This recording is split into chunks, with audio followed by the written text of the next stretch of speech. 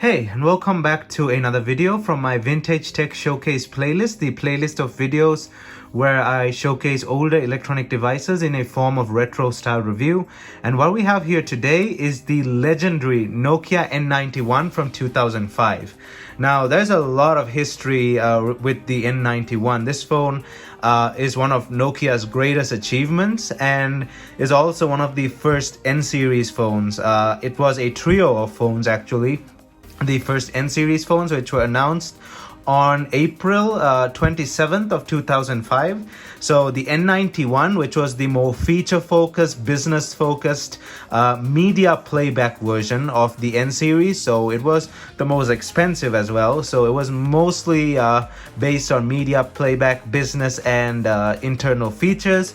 Then there was the N90, which was focused mainly on camera. This phone here, as you can see, it is a swivel slash flip mechanism. So it has two modes of rotation or degrees of freedom, whatever you want to call it. It can swivel and it can flip as well, which kind of turns it into a video camera, handy cam kind of looking thing. So that's the Nokia N90. And then there was the cheaper all-rounder, which was the N70. So the N70 was the cheaper all-rounder. The N90 was the camera-focused phone. And the N91, was the one that was focused mainly on multimedia playback and media playback in general. This phone, the lot of phones, like I said, were the first N-Series phones and were released at really high prices. These were the top of the line that Nokia offered back in 2005. They were announced on April 27, 2005 and released on the same month as I can remember. And these phones were an instant hit. They were what everyone wanted. They were the equivalent of the latest iPhone release if it happens here in modern times. This particular one is the silver variant, but it also came in a matte a glossy matte dark gray, as you can see here on the picture. And it initially shipped with a 4GB hard drive, but it also came in an 8GB variant a few months later in September, and it says N91 8GB over here in the 8GB variant. This phone's main selling point was its music playback. Now, at the time, the iPod was reigning supreme, and Nokia wanted to actually have a piece of that pie. So they put a really good Toshiba DAC in this thing and promoted it as an iPod competitor. To this day, there are still arguments online whether this thing could actually beat an iPod Classic in terms of audio output from the 3.5mm headphone jack. And I want to kind of set that argument to rest someday, but I don't have a pair of headphones that actually could make use of such a high quality DAC as well on the iPod, because the best headphones I have don't really have that ability, but maybe someday I will. But that argument is still going on, whether the Nokia N91 could actually beat an iPod Classic in terms of audio output. But nevertheless, this thing did output some really good audio from its 3.5mm headphone jack back in the day. And also, here's another major fun fact about this device. This phone is one of the only few examples of actual mobile phones having functional hard drives inside them. Yes, this thing, the 4GB that I mentioned earlier and the 8GB as well in the future model, are not SSDs or solid state drives. Those are hard drives. This thing has an actual gigabyte micro hard drive inside it. It's not the first phone with a micro hard drive. That goes to a Samsung phone, the Samsung SGH i300, as I remember. But it could be, there were a couple of phones. I think it was the SGH i300. But the Samsung phone was released a few months earlier, and that thing had a hard drive. But this and that Samsung and another few phones, a very handful of phones, were the only phones ever released with actual functioning hard drives inside them. If I bring it closer, you'll hear it most probably. Let's go into the menu. Oh, let's go into gallery. You'll probably hear it. Bring it media, gallery.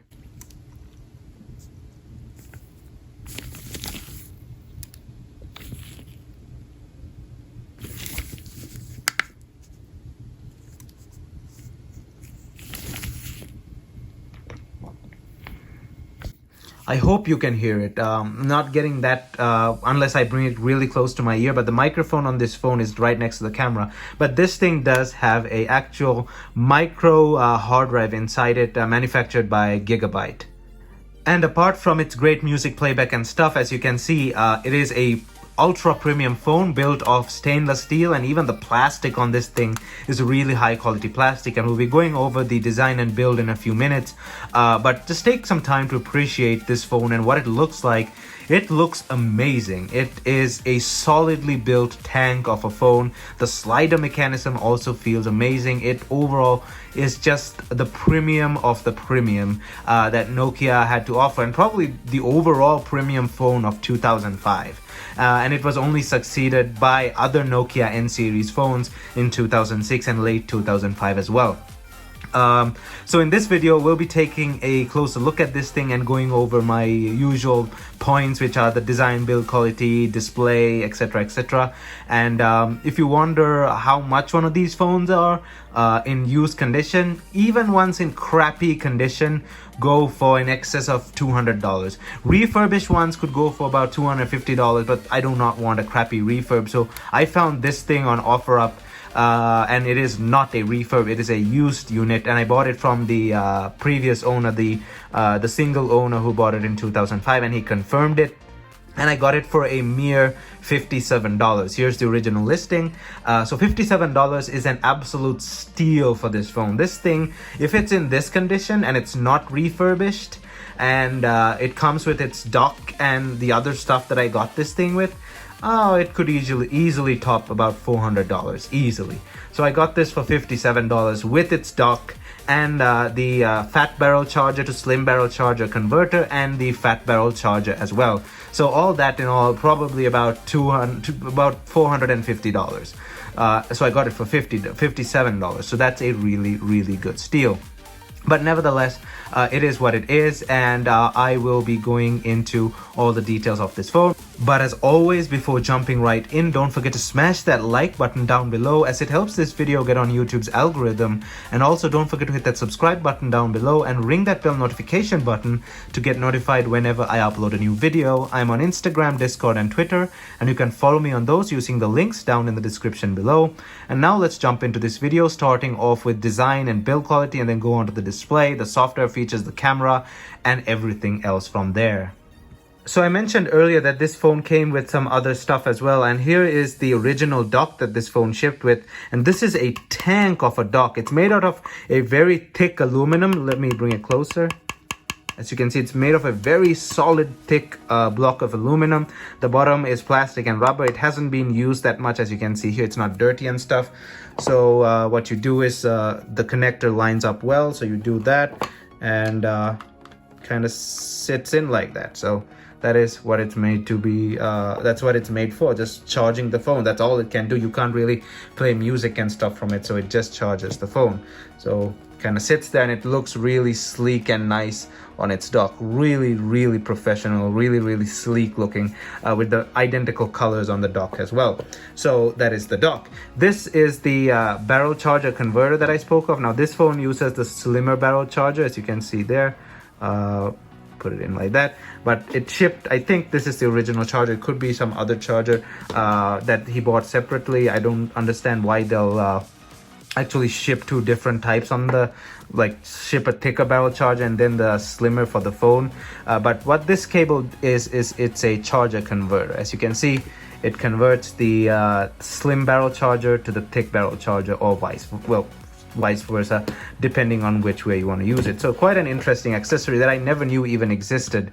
And this is Nokia branded, as you can see there. So it is a Nokia original. So quite interesting to see. Quite nice to have a few extras as well, especially at that price range. It's an absolute steal. So yeah, those were the extra accessories this thing came with. Alright, so firstly, let's have a quick go around of the design and discuss its build quality as well. Actually, let's do the build quality first. Now, this thing was the top of the line Nokia back in the day in terms of everything. Build quality, well, except camera, because that was the N90's job. But everything else, this thing is just premium in every sense of the word. It's built of stainless steel and plastic, but even the plastic feels really well. It feels solid in the hand. It's got a really good weight to it.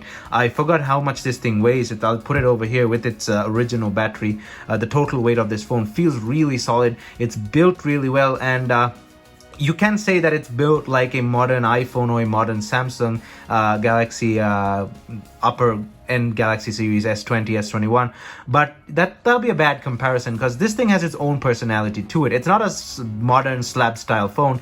It is a phone of its own. It's a phone from many years ago that had its own design quality in its own right, and it feels just different, and it feels really amazing as well. So comparing modern phones to this thing is a bad comparison.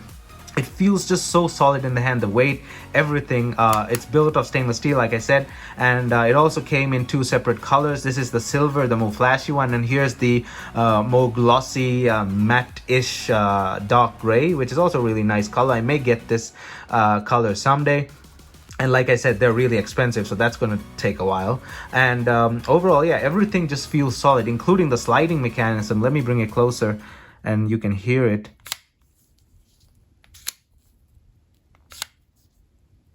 So the locking and unlocking feels really, really nice, as you heard there. The sound is really satisfying. Even the buttons, let me bring it closer.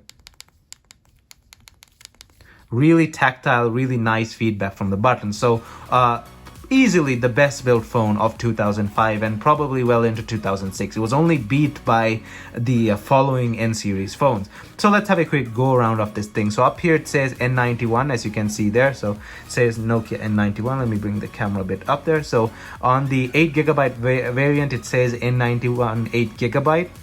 We have the earpiece over here. We have the display, the joystick, which also is a really good joystick, feels really premium, has really good tactile feedback, and it's also really good after even 17 years of this phone. This thing was manufactured in 2005, so it hasn't degraded whatsoever. The buttons also feel really good. Though they're plastic, they feel really solid. We have the music controls over here. We have this, which launches the music player, as you can see, and play, pause, fast forward or next song, fast backwards or previous song, and stop over there. Let's slide this up. Moving on to the side of the phone, as you can see, we have the menu launch button over there, so you can access the menu like that. We have this button to release the back cover. Moving on to this side, we have the USB mini type B. I'm not sure if this thing can charge from it, but I doubt it. But if it can, I'll put it up over here. If it can't, I'll keep this area blank. But I'm pretty sure it can't charge from here. So yeah. USB mini type B for transferring music and movies and all that stuff. It had to have one of these ports because it was a media player phone. We have the speaker over here and the volume rocker over here as well, as you can see there. Moving on to the bottom of the phone, we have the microphone cutout there, and we have the jack for the mini barrel charger, the slimmer barrel charger. Moving on to the top of the phone, we have the power button over here and the lock button as well. We have the remote slot over there. You can slot in a remote, the remote slot over there, and the 3.5mm headphone jack over there for plugging in really high quality headphones and listening to the legendary music as it was advertised. But we have to test that and see. But also kind of testing it in 2022 is a bad idea because this thing's sound quality may have degraded over time, but we'll see. Anyway, that's the top of the phone. Moving on to the back of the phone, as you can see, it's a very minimalist looking back. We have the back cover over here. That's also stainless steel. And if you pull the slider down like that, you'll see the control lines for the music controls over here, the contacts that go into the phone. So no wires, we have just direct copper padding over there. The 2-megapixel camera is over there. Nokia branding, 4.8mm, 1:3.2 aspect ratio. That's the focal ratio. I kind of forgot what that's called. I'll put it up here if I remember. But yeah, that's the camera. It's a simple 2-megapixel camera. It's not bad, but it's not the N90's camera. So yeah, that was just a quick go around of the device. A very solidly premium top of the line device from 2005. Now, the display on this thing is something of its own. It's an amazing display. It's really bright, it's really clear, it's accurate, it's sharp for its time. In modern times, you wouldn't call this display sharp, but for its time, it was really, really sharp. The colors are really accurate. Again, we're talking with respect to 2005. The colors are really accurate and they pop, and it had to be the best of the best at the time because they were charging a premium for this phone. So the display on this thing is a 2.1 inch display, so 2.1 inches. It is a TFT display, so TFT LCD technology with 256,000 colors. There's no way on earth they had put 65,000 colors in this thing. There's no way they could put 65,000 colors and then charge a premium for this phone. So the best at the time, 256,000 colors with the TFT LCD technology. That was the best of the best at the time. So 2.1 inches diagonally like that, with a resolution of 176 by 208, so 176 by 208, which gives it a pixel density of roughly 130 pixels per inch. And like I said, this thing is really bright in outdoor conditions, and I took this out to take some sample photos. The display was easily visible, and this is even medium brightness. This is not full brightness, and it's really bright, really accurate, a very nice display for 2005. And I'll happily use this in 2021. I gladly use this without any complaints, and I should do a video using the Nokia N91 here in 2021. And overall, a very solid display for 2005. The best of the best. Again, they charged a premium. They had to offer the best. It is, of course, not the largest display of the time. There were phones with larger displays, but this thing got the job done more than enough and is probably still usable for some people here in 2022. And I'll definitely do a video on that. So now, looking under the hood at the internal specifications, we can notice that there's something else that's strange about this phone. So another unique feature, and that is this phone has two CPUs, two single core CPUs, which some people call dual, kind of counts as dual core, but that's not the case. It is just two separate CPUs, two separate single core CPUs. And yes, this phone has way more strange features up its sleeve as well. It's not only just the hard drive. So it's one of those phones with dual CPUs. I've spoke about these phones before in the past. There are a couple of other phones with this setup as well. So two Texas Instruments OMAP 171X, which is an ARM9 based processor. So ARM9 based processor clocked in at 220 megahertz, manufactured by Texas Instruments, which is the OMAP 171X. So two of those. So you call it what you may, but it's not a dual core setup. It's just dual CPU setup. In terms of RAM, this thing has 64 megabytes of RAM, so 64 MB of RAM, and this one is the 4 gigabyte version, and there was an 8 gigabyte version as well on the hard drive. And of course, with that kind of space, you don't really need an SSD expansion slot, but it would have been nice to have had one. But this thing has no micro SD expansion slot, so you're stuck with the 4 or 8 gigabytes, which was more than enough for 2005. It's way overkill for 2005.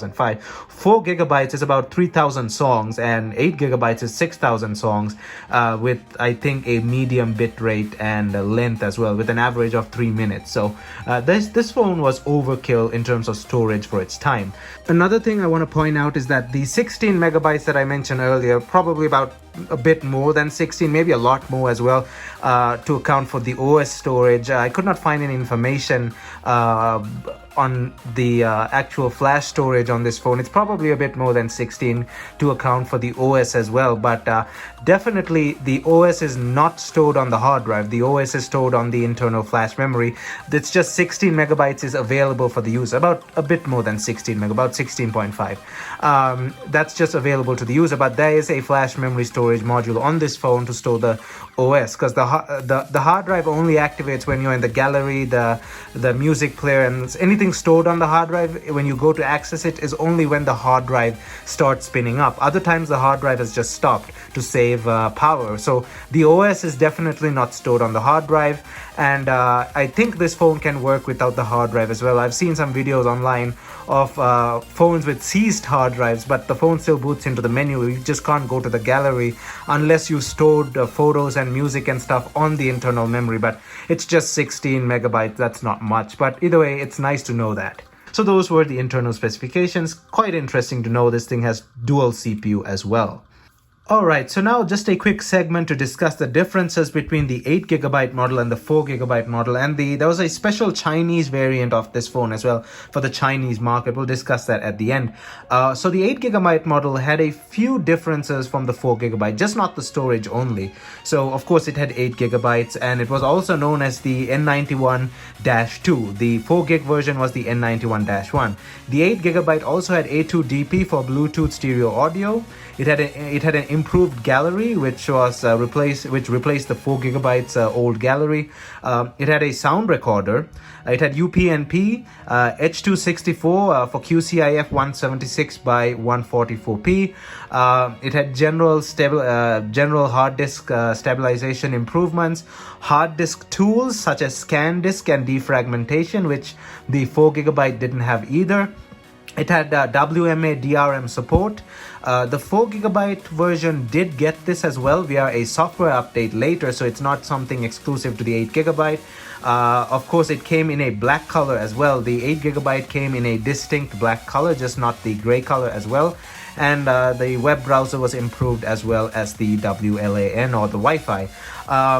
This also was created in the form of the N91-5, which was a variant for the Chinese market.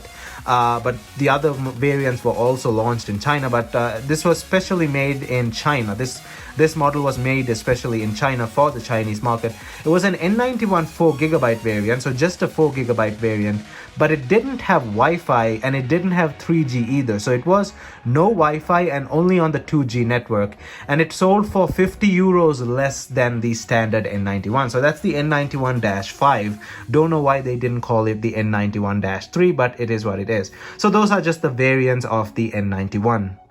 Okay, so now let's discuss the software on this thing, and this thing runs the Symbian 9.1 Series 60 version 3, so the 3rd edition Series 60 Symbian 9.1. Let's have a quick look at it. *#000# there we go. So that's a version 2000. For the last date on it was 2006, 2.10.013 and 91 RM43, as you can see there. So we'll go into the menu later. So this is the main menu. This thing can be customized. You can put over here whatever you like, call entries, whatever. You can add more things as well. There are no multiple home screens, but you can change this the way you like. So that's what made it, one of the main reasons that made it a smartphone, is it had the ability to customize the main home screen. It had a real home screen as well, and it had a separate menu screen over there. There's still a debate whether people actually call phones without a proper home screen a smartphone or not, because iPhones are smartphones, but they don't have a proper home screen and a proper menu screen as well. The menu screen is the home screen, but Android is different. You can go into the menu separately, or the app drawer if you may, but it kind of blurs the fine line. But back in the day, you had to go into all the apps by pressing a button like that. But this is the home screen, and these can be changed. So you press that button to go into the apps, and we have messages, contacts, camera, radio. This has been changed by the previous owner, by the way. It didn't look like this. Radio was inside the My Own or inside Extra Media. So it has been changed. So music, media, services, the browsers over there, clock, My Own, tutorials, connect, tools, and stuff like that. Under My Own is just a bunch of the logs, the PTT, notes, setup wizard, live blogs, activate keys, web, and stuff like that. Let's go into settings. Where is the settings? There we go. Tools, and then settings. And we have our settings here. So we have phone settings. We can change the looks, the standby, the display, the brightness. As I showed you, this is really medium to low brightness. This is max brightness, so it's really, really bright. So let's leave it at that. Timeout, power saver, etc., etc., etc. Standby mode, display, your bunch of Symbian settings, you know the lot. And then we have the date and time, connection, security diverts, call barring, stuff like that. We can go into themes and change the theme. So this is the stock theme. There aren't any other themes that have been downloaded separately. These are all the stock themes on this thing. As you saw, it took a while to load because it's on the hard drive. So the trade-off back in the day was if you didn't use solid state storage, you had a bit of slowdown because of the hard drive. So it is what it is. But the benefits of having more storage kind of outweighed the having just less storage and a bit of speed. So we have glass over here. Let's preview that. So that is the glass theme. Let's go check another one out. Metal. Let's apply that. Applied. So that's the metal theme, as you can see there. I don't really like that. It's got this stained metal finish to it. Let's put it back to the blue default theme. So let's do that. Apply. So we have a bunch of themes there as well. And then a bunch of other features, voicemail and voice comment, position, the GPS, landmarks, calculator, speed dial, profiles, file manager. You can go into your files, app manager, transfer to another phone, landmarks, the hard drive. We can access it from here. So there's information from the hard drive. So it's used up only 39 megabytes. There's a lot more space available. Options, memory details, hard drive name. You can select what the hard drive is. And in this screen only did the 8 gigabyte version allow you to defragment the hard drive. This phone can't do that. That's the 8 gigabytes feature. So tool, as you can see, you can only format the hard drive. So that is what it is. We have converter, about as well. So go into about. We have a bunch of Nokia stuff, the license agreement and stuff like that. So that is your classic Symbian OS.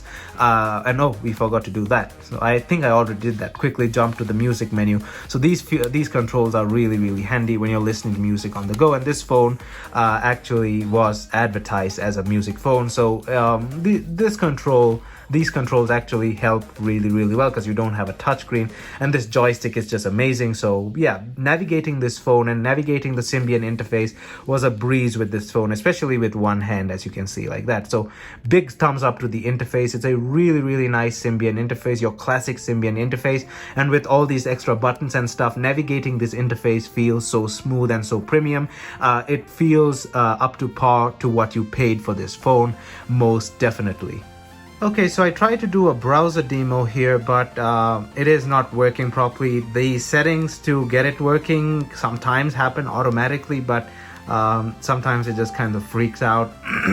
When I try to connect to my secure network, it has problems either. This is the open network, but it also has problems either. So the Wi-Fi does have a few issues. I mean, it's really old, so it is what it is. And in terms of games, the previous owner has deleted all the games, so there are no games on this thing, so I can't demo some games. I mean, I could load some on here, but then again, it's going to take a while, and the app's signature issue is there as well. So sadly, no game demo this time.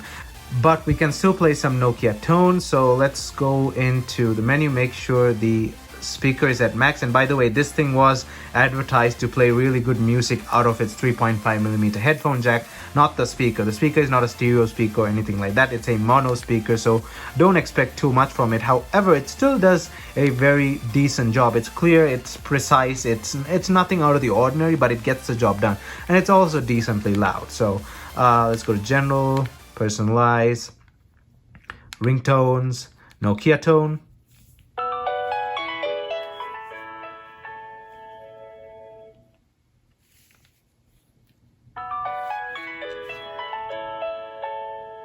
Nostalgia,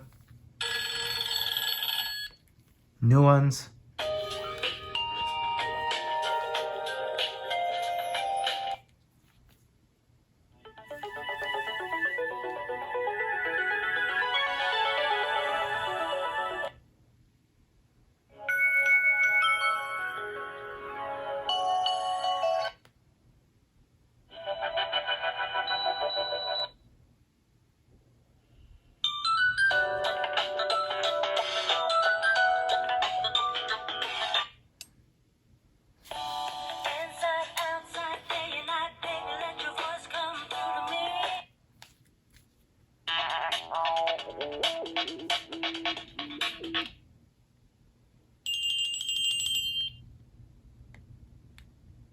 So yeah, those were some of the tones. So it's decently loud. It's not amazing or anything. It's a decently loud speaker. It's a mono speaker, of course. It's clear and it gets the job done, and it's not crackly or anything. And its loudness depends on what it's playing as well. So it doesn't have a set loudness depending on the output of the music file. So a decent speaker overall. Okay, so now let us discuss the camera on the Nokia N91. And like I said earlier, the N90 was focused mainly on photography and videography. However, when you're charging a premium for a phone, you should have an above average camera at least. But the N91's camera actually does take really nice photos provided the lighting conditions are good. Now, the camera on this thing is a fixed focus 2 megapixel shooter with a 4.8mm focal length, as you can see there, and a lens size of a sensor size of 1/3.2. So the sensor size is 1/3.2, and the focal length is 4.8 millimeters, 2 megapixel fixed focus camera. This is the video recording specification. I can't remember it off the top of my head. Once I put it into my computer, I can see what the specs are of the video files. So that is the video recording capability, and it's actually a very usable, very decent camera. So let's go into the the interface here. So we're in the camera interface, and you can't hold it like that. If you do that, it's a vertical image. You want horizontally, you have to hold it like that. It does not use the accelerometer. So you have capture, new, night mode. Night mode helps a bit at night for nighttime photos. Sequence mode, self timer, go to gallery. We have adjust over here. We have white balance and color tone. Kind of annoying when you click cancel, it goes back to the camera instead of back to the menu. Adjust, settings, help, and exit. In settings, we have image. We have high quality. We have image selection, so you can choose between high, low, and medium. Show captured image, image resolution, default name, and select the memory. So you can select the hard drive or the phone memory. So like I said, the phone memory is just 16 megabytes, so there's not much there. So you'd want to choose the N91, which means the hard drive. N91 means the hard drive, phone memory. Oop, there we go. So why does it? Come on, go back. I'm using gloves, so my hand is slipping there. So N91 means phone memory, and N91 means hard drive, and phone memory is the internal memory. So you want to keep it selected on N91, and the same thing goes for the video. As you can see, their memory in use, N91 versus phone memory. Default video name, video resolution. We can bring it up to the max. Yes, and then we have length and all that stuff. So that was the simple camera interface on the Nokia N91 for it's a basic camera interface. There's nothing too much to it. It gets the job done. Like I said, this is not meant to be the photography phone of the original N-series lineup. This is the multimedia / business phone. But the camera does take some really impressive photos if given the proper lighting conditions, as you'll see in a bit when I roll the photo sample. So photo samples taken during the day, and then video samples taken during the day as well, and we'll see how they go. But right off the bat, I can say it takes some really decent photos provided the lighting is good. You can't say this thing is not the photography phone. It can take good photos, not as near as good as the N90, however, but still really good photos, which you'll see in 3, 2, 1, roll it.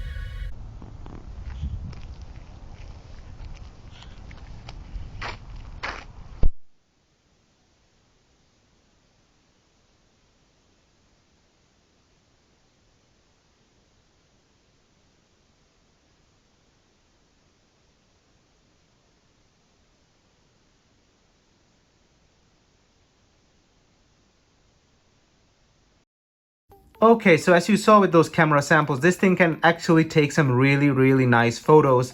Of course, not as great as the N90, but still better than the N70. A perfectly usable camera for the time, more than enough for what you pay for at this price range. But then again, you mainly paid for the hardware and the software features, multimedia wise.